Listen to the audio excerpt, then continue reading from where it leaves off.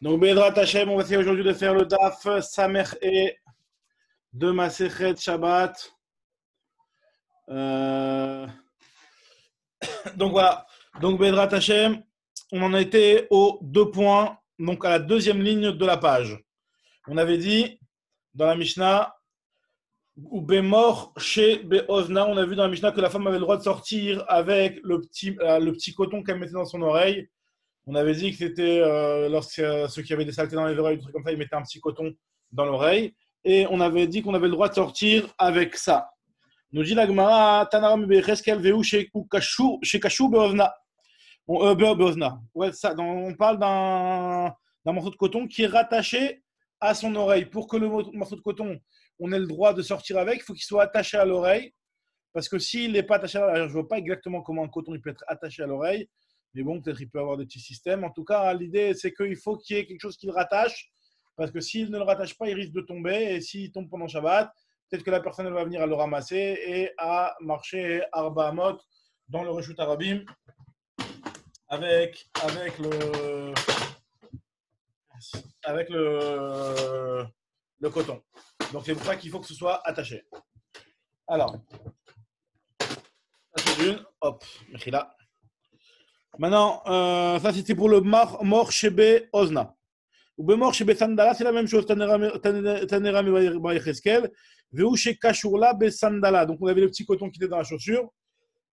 Même chose, il nous dit Ramé Bar Yecheskel, une braïta qui précise qu'il faut que ce coton-là il soit attaché à la chaussure parce que s'il n'est pas attaché à la chaussure, il y a un problème et il y a un risque que ce coton tombe et qu'on le ramasse pendant Shabbat et donc qu'on vienne à le porter Arba Amot Birshut Arabim. Donc c'est pour ça que ce sera interdit si ce n'est pas attaché. Alors après, la Gemara continue de te dire Bemor chez Itkinal Lenidata, on avait vu le troisième cas, c'était que la femme avait le droit de sortir avec le morceau de coton qu'elle mettait en tant que tampon pour sa nida, pour ses règles. Donc on avait dit que ça c'était aussi autorisé. Alors au début, Ramé Bachama il pensait expliquer ça va Ramé Bachama le Memar, Veu Shek Shurala Ben Yerchotea, qui est un système qui lui attache ce tampon-là aussi au niveau de ses hanches. Mais finalement, Amarava Falpi chez nos Kashura. Finalement, pas besoin que ce soit attaché, parce que Kevan de Maïs lo atia liitouye. Puisque c'est quelque chose qui en soi est dégoûtant. Donc là, il n'y a pas le risque autant que le petit morceau de coton qui est dans la chaussure ou des trucs comme ça, que si jamais il tombe, la personne va te ramener à le ramasser et à le transporter à Arba Amot. Parce que dans ce cas-là, vu que c'est dégoûtant, si jamais ça tombe, la personne ne va pas être amenée à le toucher. Très bien. Bae mine Rabbi Yirmiyah Mirabi Abba.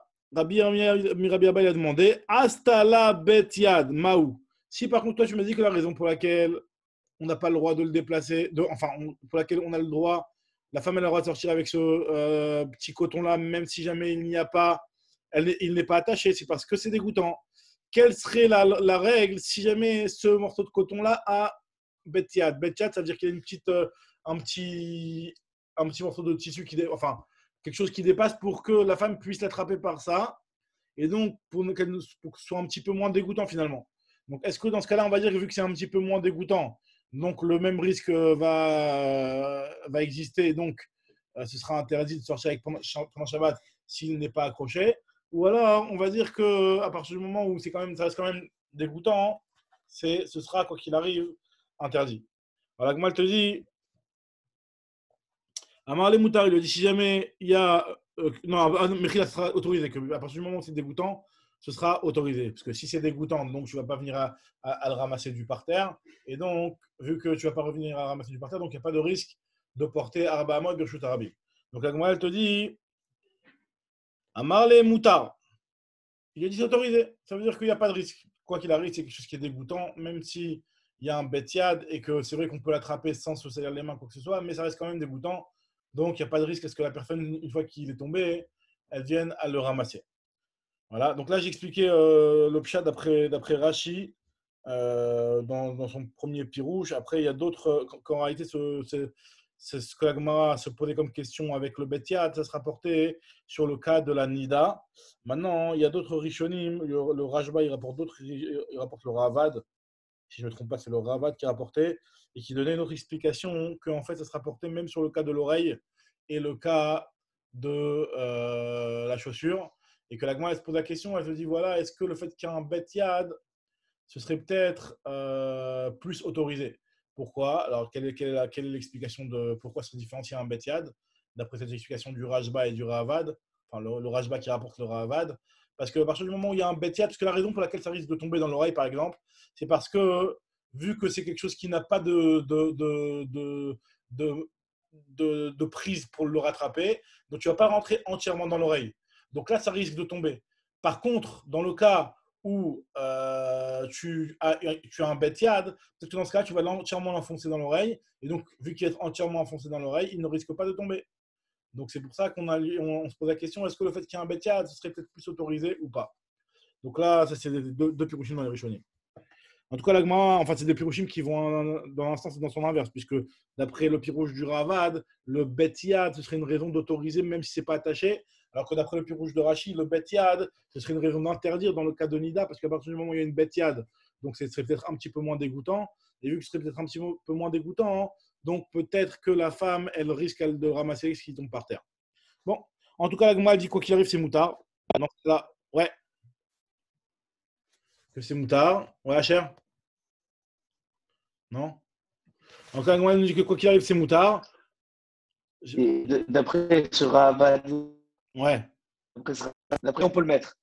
j'ai pas entendu. Encore une fois? D'après ces Rishonim qui pensent que ça se rapporte à l'Ozen et Ouais, aux ouais, ouais. sandales, avec ce bet yad, selon la Gemara, ça serait autorisé alors, puisqu'on a dit moutard. Exactement, Bidiouk. Donc ce serait une coula. C'est-à-dire que dans ce cas-là, on n'aurait pas besoin de l'attacher. Et la raison, comme ce que j'ai expliqué, c'est pas expliqué. La raison que j'ai rajoutée là, c'est pas vraiment mes fourrages dans les Rishonim, mais c'est comme ça qu'on explique que la raison pour laquelle c'est différent quand il y a le Betiat, c'est qu'on l'enfonce plus. Vu qu'il y a un Betiat, donc tu peux le rattraper facilement. Donc c'est pour ça qu'il risque moins de tomber. Très bien. En tout cas, la Gemara, elle continue. Elle te dit Amar Rav Nachman bar Oshaya, Amar Rabbi Yochanan, Hasta la betiad mutar. Aussi, il répète la même halakha que si jamais il y a un betiad, c'est autorisé. Rabbi Yochanan nafik biou le bemidrasha. Rabbi Yochanan, lui, il sortait avec. Alors là, ça va un petit peu. La suite, elle se lit bien d'après le Ravad, d'après Rashi. On peut dire qu'on passe à un autre sujet. C'est pas grave. Mais en tout cas, d'après le Ravad, ça se lit bien, puisque là, on continue à parler de ce qui était sur l'oreille. Et on nous dit que ce qui était dans l'oreille, Rabbi Yochanan sortait avec au Beth Midrash pendant Shabbat. Des Cholkin alav Chaverav. Et tout le monde était en désaccord avec lui. Comment ça se fait qu'il sort avec alors qu'il n'était pas attaché? On parle d'un coton qui était dans son oreille qui n'était pas attaché. Comment il peut sortir avec alors que ce n'est pas attaché? Pourtant, on a donné une précision. On a dit que pour sortir avec, il faut que ce soit attaché. Pareil, Nagman nous raconte aussi que Rabbi Yannai n'a figbu les carmélites. Rabbi Yannai lui sortait avec dans le carmélite, donc qui n'est pas juste un Rabbi Minatora, qui est que des Rabbanan. Des Cholkin alav kol bnedoro, tout le monde était en désaccord avec lui, toute sa génération était en désaccord avec lui, de dire que finalement le carmélite, ben, c'est exactement la même chose que le Reshut Arabim, donc ça devrait être strictement aussi interdit. Donc, Ve'atanerami bar Yecheskel ve'ushe kashur la beozna. Donc la Gemara dit comment c'est possible qu'il sortait avec alors qu'il y a marqué que c'est seulement quand il est attaché à l'oreille. Alors la Gemara te dit lokashia ademiadek hadelomiadek. Justement, on fait une différence, donc un petit peu comme ce que j'ai expliqué avant. Quand c'est enfoncé et que c'est bien attaché, alors dans ce cas-là où c'est bien attaché, où c'est bien fixé, je veux dire, quand c'est bien fixé, même si c'est pas attaché, ça risque pas de tomber, donc c'est autorisé. Tandis que dans un cas où c'est pas bien fixé, c'est bien, pas bien enfoncé à l'intérieur de l'oreille, alors là, dans ce cas-là, il faut que ce soit cachour, sinon ça risque de tomber et il y a un problème. Très bien. Mais c'est ça, enfin, moi, ce qui me dérange, moi, en fait, ce qui me dérange, c'est ça. Même s'il est tombé, voilà, on va dire que j'ai pris un coton, je l'ai super bien enfoncé dans mon oreille, j'ai une otite, ce que tu veux, Exactement. ok. Le truc, il est tombé, ok, ou il est sorti de mon oreille. Quoi D'accord. qu'il arrive, j'ai 90% de chances qu'il soit sale. Je vais pas le remettre dans mon oreille ou le porter.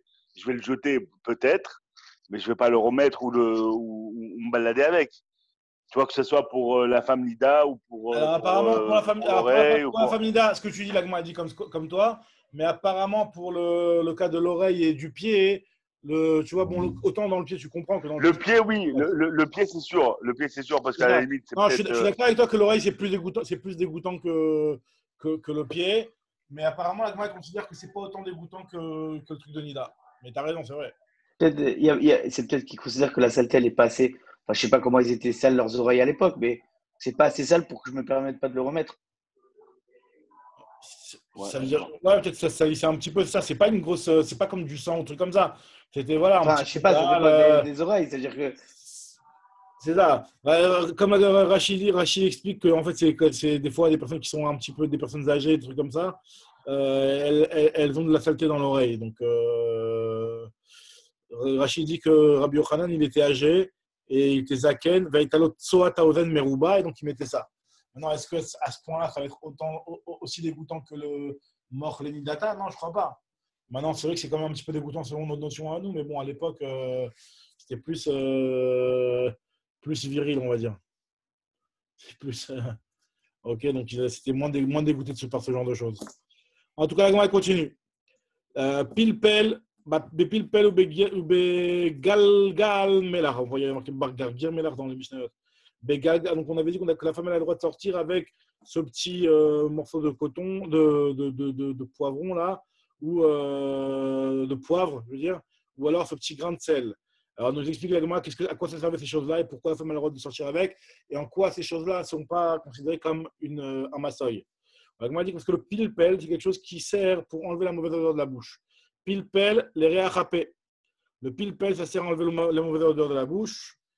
Et le galgal melar, ça sert les dourchinés. Les dourchinés, alors chiné, c'est les dents, donc dourchiné, c'est les douleurs de dents. Choli shinaim, c'est les douleurs de dents, donc c'était quelque chose alors, qui. mais et c'est pas une réfoua alors? C'est pas considéré comme une réfoua à Shabbat? C'est considéré comme une réfoua. C'est considéré comme une réfoua. Mais maintenant, le truc, si tu l'as mis avant Shabbat, il n'y a pas de problème. Comme on avait dit dans la Mishnah. Ah, avant Shabbat, ok. Quand tu l'as mis avant Shabbat, Et même le pilpel, il faut qu'elle le mette avant Shabbat? alors, Réachapé, c'est pas tellement réfoua, Réachapé. Mais. Non, mais l'horaire. Non, c'est-à-dire que d'après ce pilpel là, je pourrais sortir avec un clean comme Shabbat alors. Ce qu'on avait dit dans la Mishnah. Dans la Mishnah, on avait dit que l'oïten, on a dit Chol davar shenitan torpia bilvat shelo titan ekatrila beshabbat. Alors, c'est vrai que quand on a dit dans la Mishnah l'oïten ekatrila beshabbat, qu'il ne faut pas le mettre dans la bouche des katrila beshabbat. Alors, a priori, ça faisait aussi référence Le pilpel, quand. au pilpel. Maintenant, le pilpel, c'est vrai que c'est pas tellement une réfoua. Maintenant, bon, et quand même, il faut pas le mettre dans la bouche pendant Shabbat. Ok. Alors, le Tosfot là-bas, il rentre un petit peu dans ce problème-là. Il y a un Tosfot là-bas, il rapporte le Rav Porat. Il explique que la raison pour laquelle on n'a pas le droit de le mettre dans la bouche pendant Shabbat, c'est à cause de Refoua. Et bon, après, il rentre dans d'autres problèmes. Comment ça se fait que si c'est tombé, alors tu n'as pas le droit de le remettre? Alors qu'on sait très bien qu'il y a des trucs qui sont pour la Refoua, que si c'est tombé, tu as le droit de les remettre. Bon. Il dit que et au final, lui, il reste sur la conclusion que l'interdiction de le mettre, les khatrila, dans la bouche pendant Shabbat, c'est que ça peut être montré comme une ruse que la personne elle veut sortir avec pendant Shabbat et elle le met dans sa bouche, soi-disant en tant que médicament, mais en fait, en réalité, c'est un moyen contourné de le sortir. Donc, et ça, les Khamim, ils ont voulu mettre une barrière sur ça. Comme ça, il explique le Tosfot là-bas. Bon, c'était deux pirouchis, mais puis bon, on verra dans la suite de la Gemara que finalement, ce pirouche-là, la Gemara va en parler dans la suite de la Gemara. On va voir. Très bien. En tout cas, juste pour revenir à ce qu'on était en train de dire, c'est ce que la Gemara va parler juste après. Dans la Mishnah d'après, on verra dans la Mishnah d'après sur le cas de Porefet. On verra dans la Mishnah d'après. En tout cas, là maintenant, la Gemara nous explique, elle nous prend le cas de Kol Dabar Shenit Notenet et Torpia. Par exemple, nous dit le Zangevil a Inamid Dortsuna. Par exemple, le Zangevil, c'est le gingembre. Et Dortsina, c'est la cannelle. Donc, tous ces genres de choses, on a le droit de les mettre. Apparemment, c'est quelque chose qui enlève la mauvaise odeur, la mauvaise haleine. Et donc, on a le droit de les mettre de les mettre avant Shabbat et de sortir avec pendant Shabbat. Il n'y a pas de problème. Très bien, maintenant on avait dit dans la Mishnah qu'on avait le droit de sortir aussi avec le dentier, avec les dents en or. Mais voilà, on a vu dans la Mishnah que les dents en or, Shen Totevet, Shen Shel Zahav, Rabbi Meir, Rabbi Matir, excusez-moi, on a dit que Rabbi lui autorisait, et Chachamim les interdisait. Alors on va expliquer exactement c'est quoi la marloquette, et que pourquoi la marloquette elle est seulement dans la dent en or. Alors qu'est-ce qui se passe? Nous dit la Gemara. Shen Toteve de Shelvav. Ok. Amar Bizera, Lo Shanu et la Shelvav. Le sujet de la Mishnah, c'est seulement la dent en or. Par contre, la dent qui n'est pas en or, la dent de Kesef, Shen Shel Kesef, nous dit la Gemara, Shen Shel Kesef, d'ivré à Kol Moutar, d'après tout le monde sera autorisé. Pourquoi? Alors on va voir, parce qu'en réalité, finalement, une dent en or, ça c'est quelque chose qui peut être, on va dire que la personne elle peut l'enlever pour la montrer, pour dire voilà, j'ai une dent en or, regarde comment c'est beau, etc. Mais une dent en Kesef, c'est pas spécialement beau. Comme ça, ils expliquent les Rishonim. Donc finalement, il y a moins de risques que la personne vienne à l'enlever. Tanya Nemiachi, il y a une braïta qui dit la même chose. Beshel Kesef divra kol mutar. Quand c'est en argent, d'après tout le monde, c'est autorisé. Shel Zahav Rabbi Matir Charamim Mosri. Mais c'est sur celle en or uniquement sur lequel il y a la marloquette, parce que vu que c'est quelque chose qui est de valeur, là, il y a un risque que la personne elle vienne à l'enlever, à la montrer et à la porter un petit peu à bas mode par la même occasion. Amar Abaye, donc là, en réalité, celui qui autorise, pourquoi il autorise alors que finalement c'est en or et que c'est quelque chose qui est beau? Donc finalement, il autorise, lui, d'après Rabbi, parce que, comme un petit peu les idées qu'on avait déjà vues au préalable dans les différents cas, c'est que finalement, la personne, elle est gênée d'enlever cette dent-là. C'est quelque chose qui est gênant. Donc, vu qu'elle est gênée, ben, elle a quelque chose qui la retient de l'enlever, de la montrer. Parce que finalement, elle met cette dent-là pour apparaître avec une dentition plus ou moins normale. Si elle enlève ça, ben, finalement, elle va être avec une dent en moins. Et donc, c'est quelque chose qui est honteux. Donc, comme on avait déjà parlé avec plusieurs cas, donc le va d'ailleurs les citer maintenant. Amar Abaye et Rabbi, que ce soit Rabbi Eliezer, que ce soit Rabbi Shimon ben Elazar, ils ont tous dit la même idée, Koulouj Viraleu, ils ont tous dit la même idée, des kolmine, des migdeyabe, lo atiale achvouye. Toute chose que si jamais elle l'enlève, et ben finalement elle va être megouna, elle va être méprisable, elle va être, elle va avoir un petit peu honte. Ben, elle ne risque pas de le montrer, elle ne risque pas de le porter, et les chachamim ne vont pas interdire dans ces cas-là. Alors, c'est quoi les fameux cas? On les a tous déjà vus. Rabbi, c'est Adam, c'est ce qu'on vient de dire, avec la dent en or, que la femme, elle met une dent en or pour ne pas avoir l'impression d'avoir une bonne dentition. Et donc, c'est pour ça qu'elle ne risque pas de l'enlever. D'après Rabbi Eliezer, c'est quoi mais même si elle veut, même si elle veut crâner, elle ne va pas l'enlever la dent quand même. Elle va ouvrir sa bouche, elle va sourire, elle va dire voilà, regarde ma dent en or. C'est ça. C'est ça. Mais Chachamim, ils sont d'accord avec ça. C'est exactement ça. Donc ça, c'est l'avis de Rabbi, et donc c'est ce qu'on est en train de dire. Mais Chachamim, ils sont d'accord avec ça. Chachamim disent non, la femme, ça va, de toute façon, c'est une dent en or. Tout le monde sait que ce n'est pas sa vraie dent. Elle l'enlève 2 secondes, elle la montre, elle veut la montrer dans tout. Elle veut montrer le poids, regarde combien elle pèse, cette dent en or, c'est de l'or plein, c'est du truc, elle veut la montrer, elle veut qu'on la palpe, tu vois. Donc là, d'après Chachamim, c'est interdit, mais d'après Rabbi, c'est autorisé. Et d'après Rabbi, c'est exactement comme tu dis, parce que la femme, elle ne va pas l'enlever, elle veut rester avec sa dent normale, elle peut ouvrir la bouche et la montrer un petit peu, ça suffit. Donc pour toutes ces raisons, effectivement, elle ne va pas l'enlever. Ça, c'est l'avis de Rabbi. L'avis de Rabbi Eliezer, c'est ce qu'on avait vu par rapport à Kovelet et Sluchit Shel Paliaton. C'était aussi quelque chose qu'elle mettait pour les mauvaises odeurs du corps cette fois-ci, pas seulement les mauvaises odeurs de la laine. Une femme qui avait une mauvaise odeur, elle mettait une petite bouteille de parfum comme ça, Sluchit Shel Paliaton. On avait dit que d'après Rabbi Eliezer, elle a le droit de sortir avec ça parce qu'elle ne risque pas de l'enlever. Parce que qui c'est qui met ça? C'est une femme qui a une mauvaise odeur. Une femme qui a une mauvaise odeur, elle ne l'enlève pas. Netanya Rabbi Eliezer Poter Bekovelet ou Besluchit Shel Paliaton. Et on a vu quand c'était pas tout, on a vu là-bas que c'était moutard. Rabbi Shimon ben Elazar, c'était aussi ce qu'on avait vu avec le ski en dessous les cheveux, qu'elle ne l'enlève pas parce que sinon elle risque de montrer ses cheveux. Et donc elle voulait le cacher. Donc c'est pour ça qu'on autorise de sortir avec comment on appelle ça, le kippat semer. Alors ce qui est Rabbi Shimon ben Elazar, Netanya Klalama Rabbi Shimon ben Elazar, Kolma shu le matam minasvacha, tout ce qui est en dessous de la coiffe, yotzaba, elle peut sortir avec. Parce qu'elle ne risque pas de l'enlever, parce que pour l'enlever, elle risque de se décoiffer ou d'enlever son truc, et ça, elle ne veut pas le faire, elle risque d'avoir honte, donc c'est pour ça qu'il n'y a pas de risque. Maintenant, les malaminasvacha, tous les chapeaux qui sont au-dessus de la coiffe, alors ça, oui, il y a une interdiction, et donc elle n'a pas à sortir avec pendant Shabbat. Ena yotzaba. Très bien, nous dit la Mishnah maintenant, nouvelle Mishnah. Yotza besela, la femme, elle a le droit de sortir avec sela, c'est une petite pièce qu'elle met sur son pied. Alors, ok, juste un instant. Voilà, donc elle peut sortir avec une petite pièce qu'elle met sur son pied. C'est quelque chose qui, si elle avait une blessure au niveau du pied, donc elle mettait une petite pièce.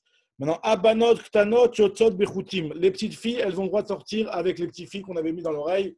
On avait déjà parlé, les fils qu'on mettait pour pour comment dire, pour boucher les oreilles. Même si elle avait mis un petit bâtonnet dans l'oreille, elle a le droit de sortir avec. Araviot, Yotzot, Reulot. Les femmes juives qui viennent d'Arabie Saoudite et des pays arabes là-bas, eh ben, elles ont le droit de sortir à Reulot, ça veut dire avec le petit foulard comme ça qui contourne toute la tête. Et Madiot, Proufot. Les Madiot, elles ont le droit de sortir Proufot. Proufot, c'est juste une partie de la tête qui est couverte, pas autant que Reulot. Chacune a le droit de sortir comme c'est le Minag Amdina, dans son endroit de mettre le vêtement. Maintenant, la Mishnah continue, elle te dit Vechol Adam, en réalité, ce n'est pas seulement ces femmes-là, tout le monde va sortir de cette façon-là. Pourquoi on a pris ces cas-là? Parce que c'est le cas fréquent. Vechol Adam, et là, j'ai dit Khamim Beove. Dernier cas de la Mishnah, Porefet à la Even, vers la Egot, vers la Matbea, Wilvat, chez l'autre Tifroch, les Katrila, Beshabbat.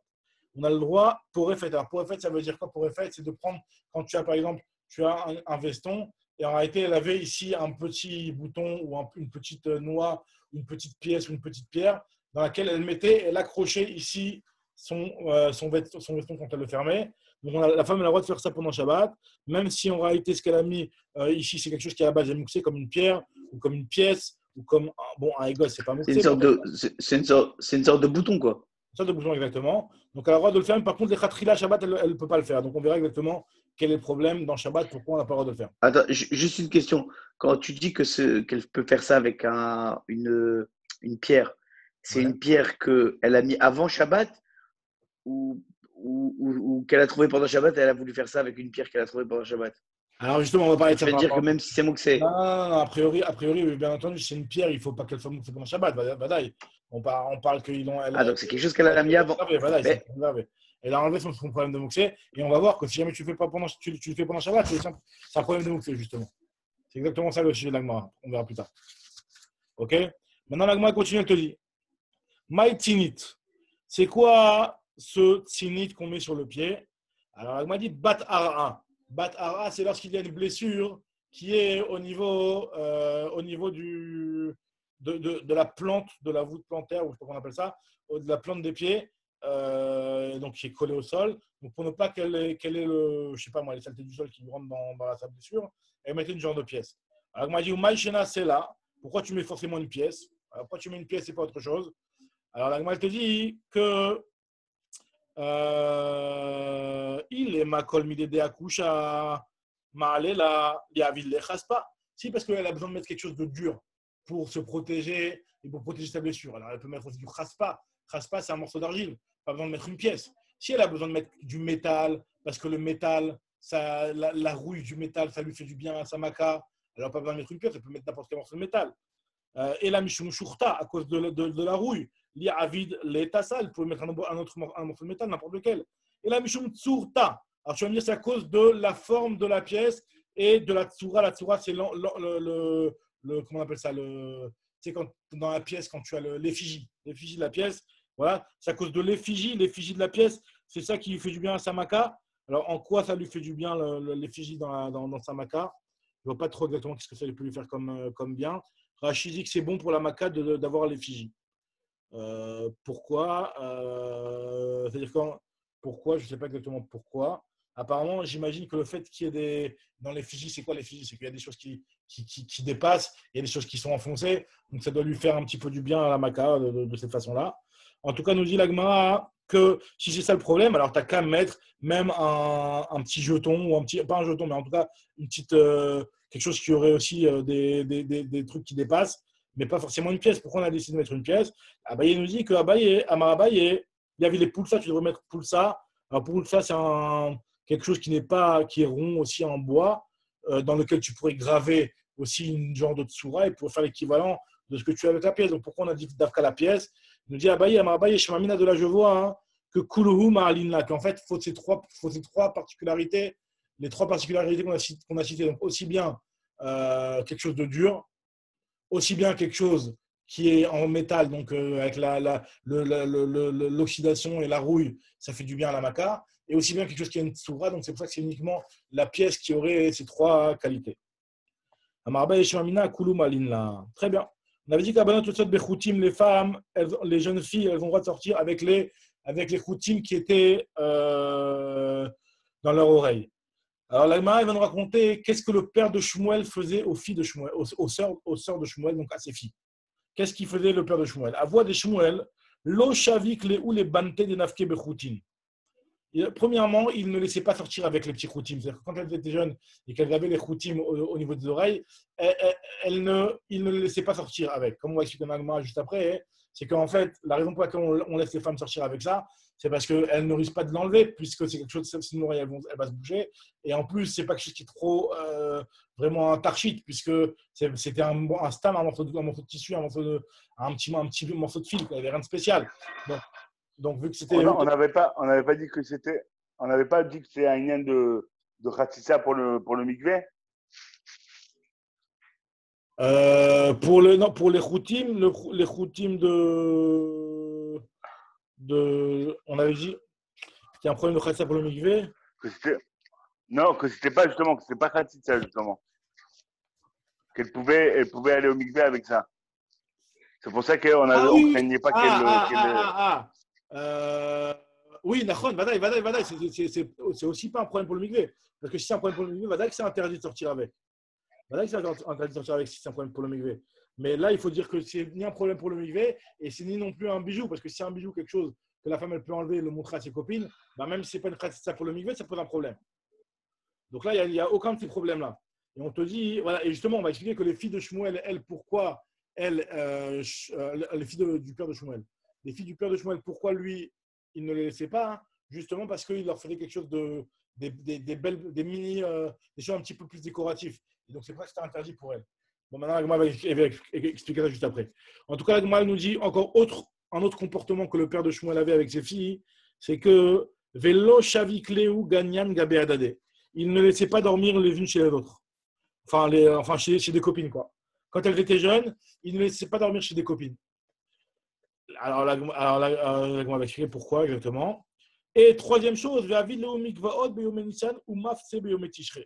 et il faisait ça, on avait déjà parlé de ça pour ceux qui étaient là dans Nida, on avait déjà parlé de ça, c'est qu'il leur faisait des mikvaot pendant les jours de Nissan et il leur mettait des petits tapis en dessous sur les pieds du mikvé pendant le mois de Tishri. Alors on va expliquer tout de suite juste derrière dans l'Agma, c'est quoi le problème, c'est quoi exactement de leur faire un mikvé.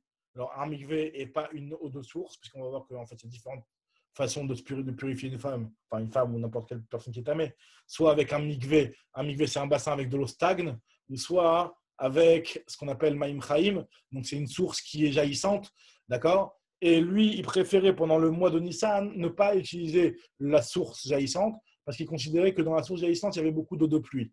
Et donc, ça pouvait poser un problème. Ça, c'est de l'Agmara, je vais juste répéter la suite de l'Agmara. Donc là, en fait, il leur faisait un mikvé pour le mois de Nissan. Et le mois de Tishri, quand elles n'allaient pas au mikvé, quand elles allaient dans la source, et donc elles rentraient dans un endroit où il y avait du sable par terre, et ça pouvait leur faire une khatsitsa entre les doigts de pied. Donc, ce qu'il leur faisait, il leur faisait un petit tapis pour que ce soit un petit peu surélevé du sol et qu'il n'y ait pas de problème de khatsitsa. Donc, ça, on va expliquer dans l'Agmara juste après. Alors, l'Agmara reprend, elle explique cas par cas pourquoi le père de Shmuel leur faisait ces choses-là.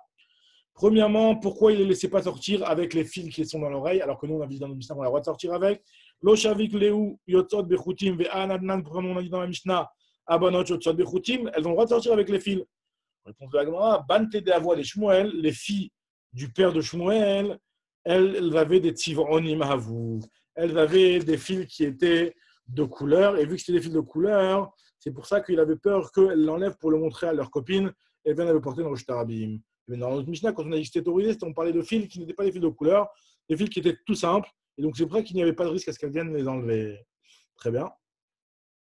La Gemara, elle te dit maintenant, il ne les laissait pas non plus dormir. Lo shavik leu ganian gabe adade. Il ne les laissait pas dormir chez des copines. Alors pourquoi non, c'est même pas chez des copines. Alors, moi, je dis des copines, c'est pas chez des copines. Même les sœurs entre elles, il ne les laissait pas dormir ensemble. Lo shavik leu ganian gabe adade, c'est-à-dire qu'il ne les laissait pas ces filles dormir l'une avec l'autre. Alors, la Gemara va essayer de comprendre pourquoi. Quel est le problème de les laisser dormir l'une à côté de l'autre? Alors, il disait Leima Mesayale les Ravuna. Est-ce que ça va aider la vie de Ravuna? Ça va dans le même sens que la vie de Ravuna. Qu'est-ce qu'il a dit Ravuna? Dama Ravuna, Nashim Amesulelot Zu Bezu Psulot le Keuna.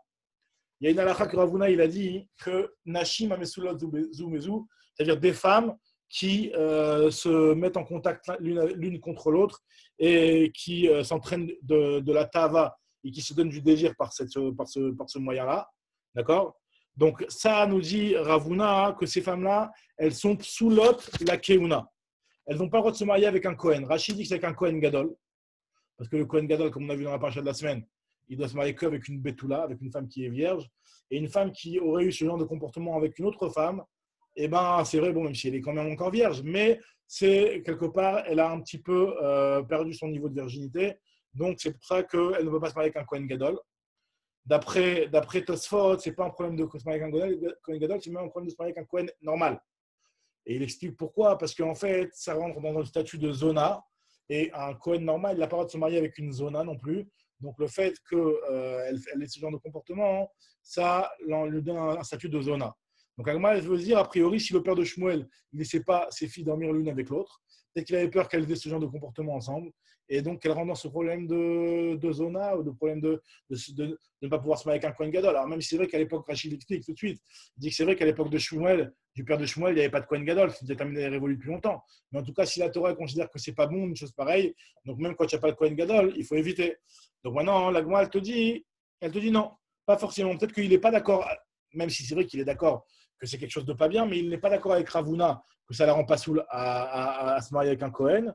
Mais la raison pour laquelle il ne les laissait pas dormir avec, c'est parce que peut-être qu'elle allait après avoir éveiller un désir qui leur donne des désirs d'aller avec des hommes. Donc c'est pour ça qu'il ne les laissait pas. Qui hérite de l'olilfan gufan raa, pour ne pas qu'elles apprennent à connaître un corps étranger. Et Rachid explique qu'elles avaient le désir d'aller avec des hommes. Donc c'est pour ça qu'il ne laissait pas ses filles dormir l'une avec l'autre. Donc là, on n'est pas en train de, de donner une halakha, mais on est en train de dire, d'expliquer comment le père de Shmuel… Elle dormait nue à l'époque? Ben, c'est pas précisé, mais peut-être que même si elles sont pas nues. Hein. A priori, oui, parce que Ouais, bon, c'est un peu bizarre quoi, d'arriver jusqu'à ce truc-là, parce qu'il te dit que parce que j'ai pas de corps, mais si tu dormais avec des pyjamas, des trucs, il n'y a pas de raison. Peut-être qu'à l'époque, ils étaient serrés dans les maisons ou c'était collé contre les autres, je ne sais pas. Ouais. En tout cas, la Gemara te continue, elle te dit. Hein? Ok, la Gemara continue, elle te dit que Ve'avid Léou, il leur faisait mikvé be'omenissan, un mikvé pendant le mois de Nissan, donc comme j'ai expliqué, donc là, elle va répéter ce que je vous ai dit à l'oral. Mais ça y allait les Rav, ça aide ce que Rav a dit. Qu'est-ce qu'il a dit? Rav d'Amarav mitra be'ma'arava sahara rabba perat. Donc quand il y a de la pluie en Eretz Israël, ma'arava, mitra, donc de la pluie be'ma'arava en Eretz Israël, sahada rabba perat, l'Euphrate qui va jusqu'en Bavel, il peut témoigner qu'il y a de la pluie en Eretz Israël. C'est-à-dire que lorsqu'on voit que l'Euphrate il est bien rempli, ben, ça montre que finalement en Eretz Israël, il y avait de la pluie. Donc les gens, les Juifs qui étaient en Bavel et qui voyaient que l'Euphrate il était bien chargé, ben, ils se réjouissaient pour leurs frères qui étaient en Israël. Donc qu'est-ce qu'on voit de là? On voit de là hein, que des fois, quand il y a de la pluie, quand la source elle est bien jaillissante et bien puissante, c'est qu'il y a de l'eau de pluie qui est mélangée avec. Et s'il y a de l'eau de pluie, on sait que l'eau de pluie, elle ne peut rendre pure dans un mikvé seulement si elle est en tant que mikvé, ça veut dire en tant qu'eau stagne, mais pas en tant qu'eau jaillissante. Parce que l'eau jaillissante, c'est seulement quand c'est de l'eau qui n'est pas de l'eau de pluie. Alors, nous dit la Gemara. Donc qu'est-ce qu'il pensait justement? Savar, il avait peur, le père de Shmuel, chez lo yirbu notfim à la zochalim. Peut-être qu'elle allait avoir un rove d'eau de pluie. Notfim, c'est les eaux de pluie. Et zochalim, c'est les eaux qui sont jaillissantes, les eaux de la source naturelle. Donc peut-être qu'elle allait avoir un rove d'eau de pluie, parce que pendant le mois de Nissan, c'est après toutes les pluies de l'hiver qui allaient se déverser dans le fleuve. Ben, peut-être que le fleuve, il allait être rempli par un rove d'eau de pluie. Et donc, à partir du moment où il y a un rove d'eau de pluie, ben, le mikvé, il ne peut plus purifier s'il n'est pas en tant que bassin avec de l'eau stagne. D'accord? Excuse-moi, juste une question. Ouais. Je ne sais pas si on l'avait déjà vu dans Nida, mais est-ce que quand il y a la goutte de pluie, elle tombe sur l'eau jaillissante, ouais. Elle est ça ne s'appelle pas qu'elle est vatelle et qu'il n'y a pas de rove? Comment il peut y avoir un rove d'eau de pluie? Ah, tu veux dire les athlètes, quoi, kama batel? Bah oui, ça c'est Bevatel, c'est Bevatel, c'est Bevatel. Donc c'est un peu compliqué qu'il y ait un rove d'eau de pluie. Kama batel. Alors, il me semble qu'on avait parlé de ça à l'époque. Là, je n'ai pas revu ce point-là. Mais peut-être qu'à la fin, hein, on dit Choser Vénéor. Il y a un tzad qu'à la fin, que dès qu'on arrive. Ah, comme à Pessah. Je sais pas. Je sais pas.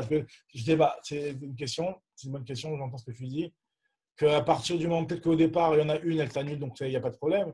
Mais dès qu'il arrive à avoir une quantité qui est une quantité de rov d'eau de pluie, ben c'est Choser Vénéor et le Issou, il se réveille et finalement, c'est interdit. Je sais pas. C'est une bonne question.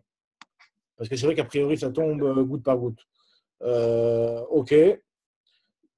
Il me semble déjà avoir eu cette question. Si je ne sais pas. Il y a un grand run dans Nedarim. Je ne sais pas si tu te rappelles, on l'avait fait à l'époque. Il y a combien d'années de ça? 20 ans? Plus de 20 ans. On l'avait fait à l'époque. 22 ans. 22 ans. 24 ans. 24 ans. Oula, 24 oula. ans. À l'époque, on avait fait ce run. Je ne sais pas si on était chavroutés ensemble à cette époque-là, mais en tout cas, on avait fait le run. Il y a un Non, très tu faisais avec Atlan, comment il s'appelle Non, avec quoi cela, je faisais, non, Laurent. Aussi l'après-midi, je crois. Non, tu étais avec Raphaël. Enfin, Atlan, peut-être. En tout cas. On va vous laisser, hein, les amis. Hein. non, en tout cas, il y a un run. Il y a un run dans ma Sechet Nedarim qui est très long sur cette sugia-là. Bon, là, je dis juste vraiment le point principal ici. L'idée, c'est de savoir que dès qu'il y a un rov d'eau de pluie, ça pose un problème. Donc, c'est pour ça que le père de Shmuel, il leur faisait. Et pour la mer, alors en mer, on fait comment alors? Alors, en mer, il n'y a pas de risque qu'il y ait un rov d'eau de pluie dans la mer. Okay. Donc, dans la mer, il n'y a pas de risque d'eau de pluie. Maintenant, la Gemara, elle continue, elle te dit que ça, c'est chez il avait peur chez l'Oyirbu Anotim à Dochalim. Il avait peur qu'il y ait un rov d'eau de pluie par rapport aux Dochalim, par rapport aux eaux de la source, aux eaux du fleuve.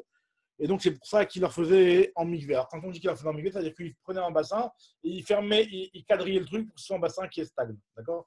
Comme on a un mikvé, c'est ce qu'on appelle dans le lachon des ilchot de mikvé, on appelle ça ashboren. Ashboren, ça veut dire que c'est quelque chose qui est vraiment stagne, de l'eau stagne. Alors là, Gma continue, elle te dit ou pliga de Shmuel. Et en fait, le père de Shmuel, ce qu'il faisait, c'était pas en accord avec ce que son fils Shmuel pensait. Parce que son fils, lui, il a un avis, il pense que c'est vrai qu'il y a de l'eau de pluie qui va tomber dans l'Euphrate, mais dès qu'il y a une goutte d'eau de pluie qui tombe dans l'Euphrate, et ben, de l'autre côté, ben, il y a la nappe phréatique en dessous de l'Euphrate, elle va aussi donner de l'eau en plus. Donc, quoi qu'il arrive, il ne pourrait jamais avoir de l'eau de pluie qui est rove, puisque une goutte de pluie qui tombe, ben, il y a une goutte du fleuve qui va jaillir de la nappe phréatique. Alors, ce que nous dit la Gemara ici, ou pliga de Shmuel d'Amar Shmuel, Nahara, le Nahar, le fleuve, Mikipe Mivrech. De son intérieur, de sa nappe phréatique, ben, il va être béni. Ça veut dire qu'en réalité, dès qu'il y a une goutte de pluie qui tombe, ben, finalement, il y a de la pluie qui va ressortir, de l'eau de la nappe phréatique qui va ressortir. Et la Gemara dit pliga d'idée à d'idée, et finalement, Shmuel, il se contredit presque. Enfin, pliga d'idée, c'est qu'il est en marloquette sur lui-même. Alors, ça veut dire qu'il contredit parce que, autre part, Shmuel nous a dit, d'Amar Shmuel, En amay metarim bezochalim, et la pera de ometishre bilvad. Le seul cas où le fleuve peut purifier lorsqu'il est en eau jaillissante, c'est seulement l'Euphrate pendant la période de Tishri où il n'y a pas encore les eaux de pluie de l'hiver. Donc, c'est-à-dire que pendant l'hiver, pour lui, c'est déjà un problème. Donc, ça va contredire un petit peu ce qu'il a dit. La Gemara, elle le présente juste comme ça, elle ne donne pas de réponse. Mais apparemment, Damar Shmuel, Enwaim Mitarim Bezochalim, et la Prat de Yometishri Bilvad. La Gemara ne donne pas de réponse. Donc, apparemment, elle considère que ce n'est pas une contradiction vraiment, mais en tout cas, voilà, il a l'air de dire clairement que si jamais que c'est possible qu'il y ait un rov d'eau de pluie même dans un fleuve. Ok, la Gemara continue, elle te dit maintenant ce qu'on avait dit dans la Mishnah, ou pourrait faire à la Even. On avait dit dans la Mishnah qu'elle pouvait faire le petit bouton qu'il y a ici sur l'épaule, elle pouvait le mettre par-dessus une pierre. Alors, la Gemara, elle dit. Et après, on avait dit dans la fin de la Mishnah, on avait dit quoi? On avait dit que on avait dit sur une pierre, sur un égoz, sur une matbéa, et elle peut sortir avec ça pendant Shabbat. On avait dit Ubilvat sur le tifror. Allez, les 4e Shabbat. Elle a dit, mais par contre, ne pas le faire les 4 pendant Shabbat. La Gemara va se dire, tout je ne comprends pas. Tu me dis que je peux le faire, mais je ne peux pas le faire pendant Shabbat. Alors, c'est quoi l'histoire? C'est-à-dire, on ne parle pas d'une femme qui a fermé sa veste avant Shabbat. Forcément, elle peut mettre sa veste pendant Shabbat et la fermer pendant Shabbat. De quoi tu me parles ici? La Gemara nous pose la question. La Gemara dit, Amarta Recha pour effet. Tu m'as dit dans la Recha que tu peux le mettre. Donc, comment fait dans la Teva, tu me dis, Bilvat Shelotifror Be Shabbat. Alors, il explique la Gemara, Marbe, Sefa Atan le Matbea. La Sefa, elle parle d'une matbéa, d'une pièce, et la pièce qu'elle est mouktsé. La pièce, elle est mouktsé, on n'a pas le droit d'être métal tel autre. Alors, même si c'est vrai que la pierre aussi, c'est mouktsé. Mais la pierre, quand tu l'as mis et que tu l'as utilisé, vu que la pierre, ça n'a pas d'importance, donc la pierre, dès que tu l'utilises une fois, ben, ça montre que tu l'as réservé pour ça, et donc finalement, elle perd son statut de mouxé. Tandis que la pièce, c'est une pièce qui a de la valeur. Donc, c'est quelque chose qui est utilisé pour acheter des choses, etc. Donc, vu que ça a de la valeur, pour que tu lui enlèves son statut de mouxé, il faut que tu le réserves les olam. Il faut que tu réserves que ça te serve à ça, les olam. Et dans ce cas, ça lui enlèvera son statut de mouxé. Mais sinon, il a encore son statut de mouxé. Et comment on peut permettre alors l'histoire de la sandale là avec le Sela? Alors, c'est sauter un peu. Alors, on parle en un cas inachinami où il avait réservé pour ça. Parce que, ouais, alors dans ce cas-là, donc, alors la pièce du Sela du sandal, elle est morte, quoi. Donc, c'est-à-dire, elle ne peut plus l'utiliser en tant qu'argent, alors. Ça veut dire que. T'as raison. Si tu dis que la pièce, elle est mouxée, elle a un statut de mouxée, ce qui est logique, tu vois ce que je veux dire? Ouais. Parce que tu vas la réutiliser après Shabbat. Je vois pas pourquoi tu permettrais la sandale et tu interdirais de te faire un bouton avec. Alors, Tu moi, vois ce que je pense. Alors, moi, la vérité, j'entends ta question. La vérité, ça mériterait que je vérifie plus dans les post-kim. Mais moi, à mon avis. Mais c'est que même dans l'histoire de la pièce, il y a Tosfot, il donne une valeur intelligente. Enfin, il dit que pourquoi on n'utiliserait pas un asimone. Un asimone, c'est donc il y a c'est dur, c'est en métal et il y a aussi une inscription. Tu vois ce que je veux dire sur l'asimone, il y a le rond là. Ouais. C'est Batel, tu vois. Donc maintenant, le truc, c'est que à partir du moment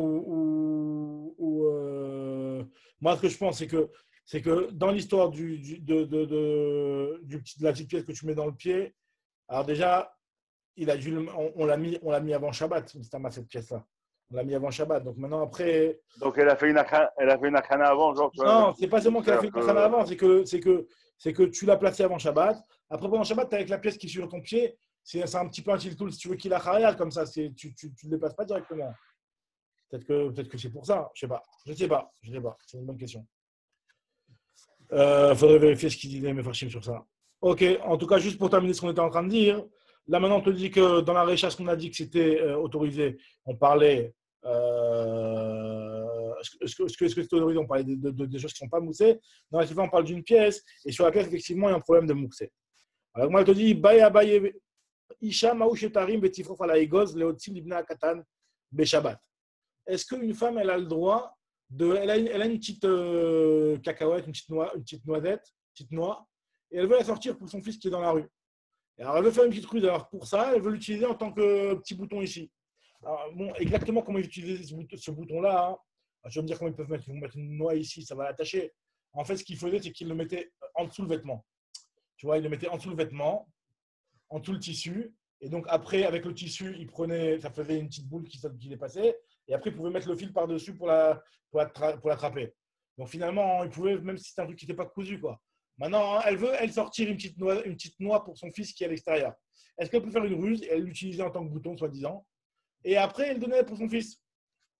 Alors, elle te dit, je me pose la question, je me pose la question d'après celui qui dit qu'on a le droit de faire une ruse, parce qu'il y a une marque loquette. Est-ce qu'on a le droit de mettre, c'est une marque loquette qui est rapportée plus loin dans le Pérec, Kol Kidvé, par rapport à lorsqu'il y a un incendie, et qu'on te dit qu'on a le droit de sauver les choses qui sont en train de brûler, on te dit que tu peux les sauver seulement si tu les portes en tant que vêtements. Là-bas, on te dit que les vêtements normaux d'une personne, il y en a 18. La veste, la chemise, la ceinture, tout. Il y en a 18 vêtements. Maintenant, est-ce que tu peux mettre 2 vestes, par exemple, ou 3 vestes? On avait parlé d'une ceinture sur une ceinture, on a vu que c'était un problème. Mais est-ce que tu peux mettre 2-3 vestes les unes sur les autres? Et donc, c'est rusé pour sauver de l'incendie. Là-bas, il y a une marque locale. Est-ce que tu peux ruser ou tu ne peux pas ruser? Là, moi, elle te dit, je me pose la question, que ce soit d'après celui qui dit que j'ai le droit de ruser là-bas dans l'histoire de l'incendie, et je me pose la question d'après celui qui dit qu'on n'a pas le droit de ruser dans l'incendie. Pourquoi? Je me pose la question, est-ce que c'est seulement Bidleka? C'est seulement dans Marimin Bidleka qu'on a le droit de faire une ruse dans le cas de l'incendie?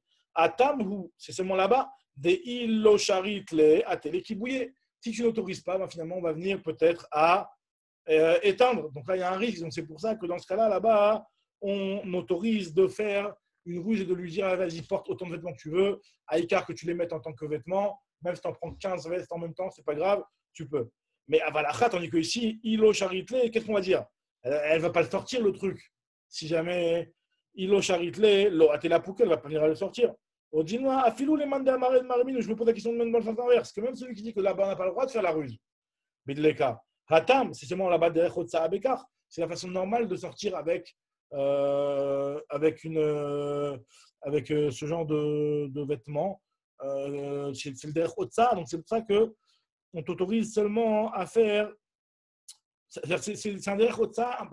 Rachid explique ceux qui sont morré begadim. Donc même d'après celui qui ne permet pas pour le feu, il permettrait ici parce que ça s'appelle du vêtement. Parce que là-bas, il interdit parce que c'est quelque chose, c'est le derrière. C'est pas le derrière. Non, au contraire, c'est le derrière là-bas. C'est le derrière. Des fois, un type qui veut vendre beaucoup de vêtements, mais il en porte beaucoup sur lui. Donc c'est une façon de sortir. Donc c'est pour ça que là-bas on interdit. Parce que c'est une derrière haute salle. Les gens qui veulent porter des vêtements, pas en tant que. Non, mais c'est pas un derrière de lévouche. Pas derrière les bouches, derrière haute salle, pas de lévouche justement. Mais voilà, ici c'est pas. C'est une haute qui est la Hariad. Donc, on aurait peut-être pu croire que c'est autorisé. Donc, c'est pour ça qu'on autorise. C'est pas un derrière. Et on est d'accord, c'est pas un derrière les bouches. Nous. C'est pas les gosses, là. Le égos. C'est entre les deux. Non, le égos, c'est sûr que c'est un derrière les bouches. Minatora, c'est autorisé. Maintenant, le problème, c'est que vu que finalement. C'est un derrière Otsa Bekar et tu le fais en tant que rouge pour le sortir. Hein. Donc, peut-être qu'on interdirait. La Gemara dit tes coups. Et elle n'a pas de solution. Donc, c'est-à-dire que Bémet, il n'y a pas eu de safé, il n'y a pas eu de pchitout dans la Ra. Mon enfant, ça fait des rabbins, il y en a qui sont poskim la hakel, comme ça le roche lui possède la hakel. Il y en a qui sont poskim la achmir. Il y en a qui sont marqués le meiri, il rapporte le meiri qui rapporte une marquette, c'est vrai qu'ils sont marmirim. Voilà, Chazak ou Baruch, on a une nouvelle Mishnah. Ça va être demain, on reprend la nouvelle Mishnah. Chazak ou Baruch.